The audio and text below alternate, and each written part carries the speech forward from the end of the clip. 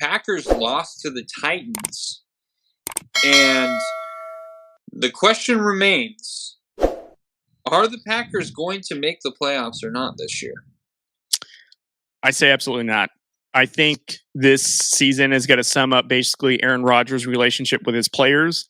I think it's a huge magnifying glass on his leadership skills and what's going on internally with the Packers, which is basically what I pointed out in week 1. And it's still somewhat of an issue. I mean, yes, Christian Watson has come alive in the last few games. Yeah. Every now and again, Allen Lazard has a good game, but he had a lot of crucial drops last night, which is huge. They lost Dobbs earlier this season to a season-ending injury. Yeah. They just don't seem together, and there's some now questionable play calling in late game situations, and it was more apparent than ever last night against Tennessee. Tennessee may not be an elite offense, but they have still a really stout defense, and they really put it on Rodgers. And I think in the first half they had less than 100 and something total offensive yards, which is crazy to begin with because last season, now minus obviously they had Devontae Adams, but they had a more high-powered offense that can put points up. And now it seems like they struggle to move the ball down the field. I don't think that this is a playoff team at all. I think that this is a team that's going to implode as it goes on further. I think there's a lot of finger pointing going on and no accountability being taken on any one of these leadership sides. So they are not a playoff team, in my opinion. They'd be lucky. That was a shot at Aaron Rodgers if I ever heard one. At least I'm consistent because I was calling it for him earlier this year. I called it for him during our preseason. So there's just so many reports and so many accounts of Aaron Rodgers just not being a great leader. And this is now on a magnifying glass because I think, in my opinion, what he did not only last season with the whole vaccination debacle, but just with this whole offseason of basically holding the Packers hostage to pay him, and then his buddy Adams was able to walk out the door without getting a deal. And he can say all he wants about how he tried to get him to stay, and he supports him whatever he does, but just like what Stephen A. Smith says on First Take is you don't let Devontae Adams walk out the door. That's on you. Like, you do everything you can to barricade that door to keep him there. So if you can't keep him there, that's on you. He spent his first 8 seasons professionally with you. You guys supposedly had this bond. It's your responsibility to make sure he doesn't leave that door. So and you want to complain that the Packers don't do anything, that they don't draft these talented guys. They don't go in the draft and get these skill position players. They did. They had Devontae Adams. They drafted him in the second round.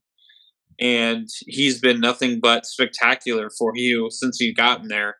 And what did Aaron Rodgers do? He said, I want to be the highest paid quarterback. Well, Aaron, if you're the highest paid quarterback, we may not be able to bring Devontae Adams back. I want to be the highest paid quarterback. Okay, well, we could either get Adams or Aaron Jones. Well, I don't care. I want to be the highest paid. Okay, well, we're going to have to get rid of some of the defensive guys too, Aaron. Like, this is not just, I don't care. I want to be the highest paid. All right. We're going to, and then he goes, and then he has the audacity, the white man audacity to go to the podium and say, these young guys, they're not, really, they're not really buying in. They're not really working hard. Where were you all summer? You're with your new, what's her name? Blue Earth girl? Like, come on, man. He has a new boo? You have to use your brain here, Aaron. Come on. Listen, this is all on Aaron Rodgers. I'm sorry.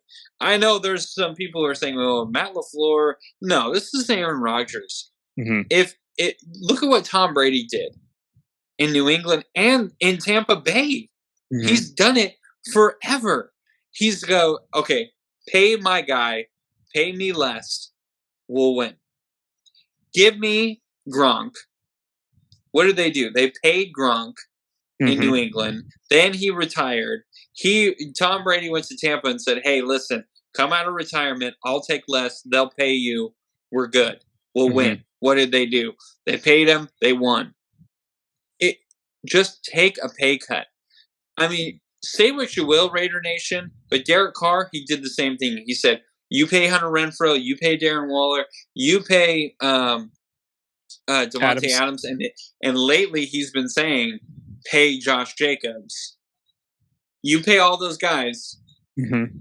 I'll take less. And what did he do? He took less. A lot of people are looking at his contract like, whoa! But next year, it's not even a huge cap hit if he's gone. It's not even a huge cap hit if he stays. That was the deal. And so Aaron Rodgers had that opportunity, and he said, no, I'm going to be the highest paid, which he deserves. I'm not saying he doesn't. But you cannot now complain about, well, they're not giving me the receivers that I want. I mean, they signed Randall Cobb because that's all they could afford. Mm-hmm. You could have kept Devontae Adams. You could have kept Aaron Jones. You could have kept Zadarius Smith.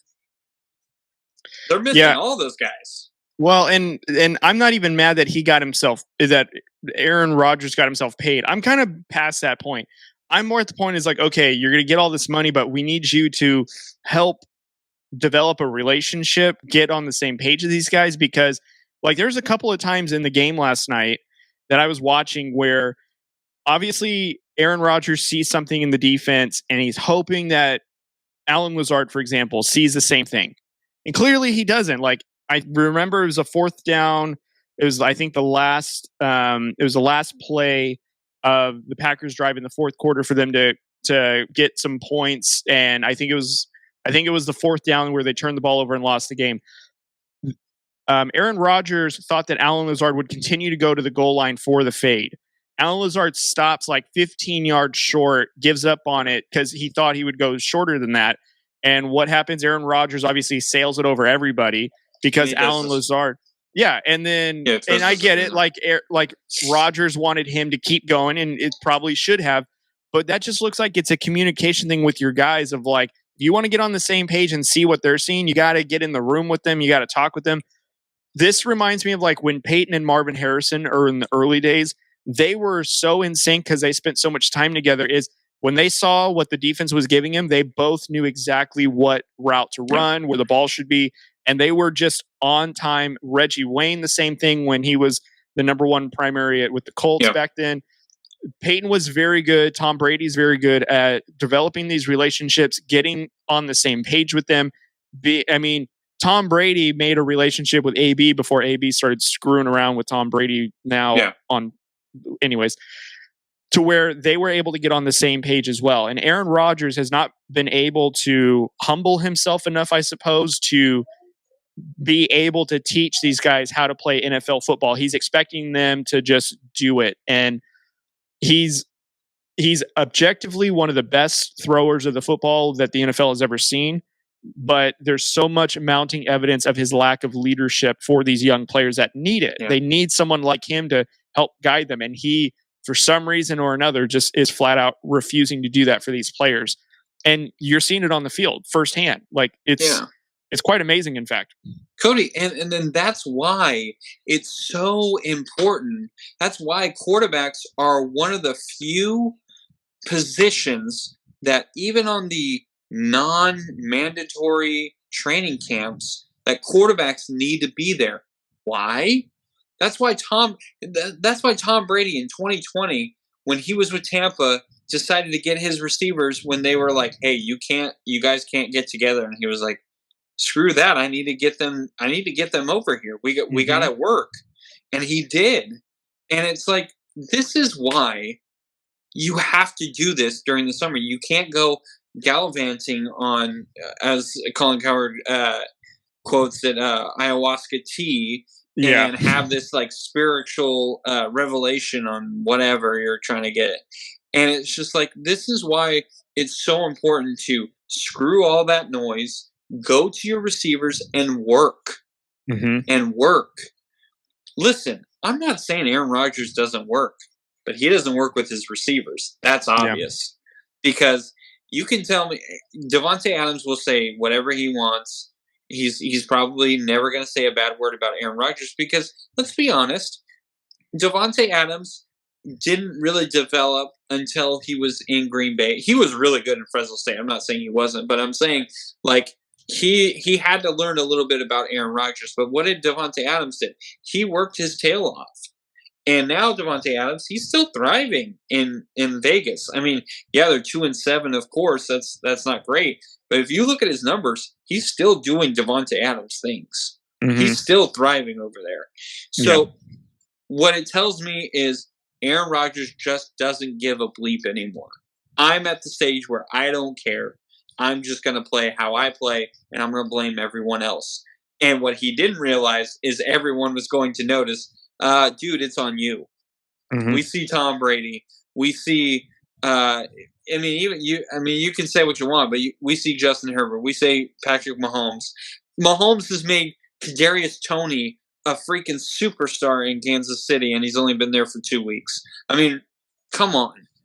That doesn't just happen when your quarterback is like, whatever, I'm just going to sling it. No, mm-hmm. I'm sure Patrick Mahomes texted him immediately as he got traded and said, hey, let's go to work. I want you to know as much as you can, so that way it comes Sunday, we're going to get this going. And they absolutely are working right now. It just goes to show you these great quarterbacks, even good quarterbacks. I mean, Kirk Cousins, for God's sakes. I don't think we're all saying that Justin Jefferson is great because of Kirk Cousins. I think we're saying Justin Jefferson is great, but also Kirk Cousins knows, hey, there's sometimes I can just put the ball in a spot where if he can get a hand on it, he's going to make that catch. And that's what getting to know someone is. And I feel like Aaron Rodgers didn't take the time to do that. And it's really showing. Because Allen Lazard has been there for how long, Cody? And they still aren't on the same page? That's not just a this year thing. That's mm-hmm. been years. And I'm not saying Allen Lazard is that great, but he's been in that system. He should know. And for some reason he doesn't. That you can put the blame on Allen Lazard a little bit, but I got to put the blame on on Aaron Rodgers, because he was making it work just fine, and then all of a sudden it's not working. There's something fishy there. So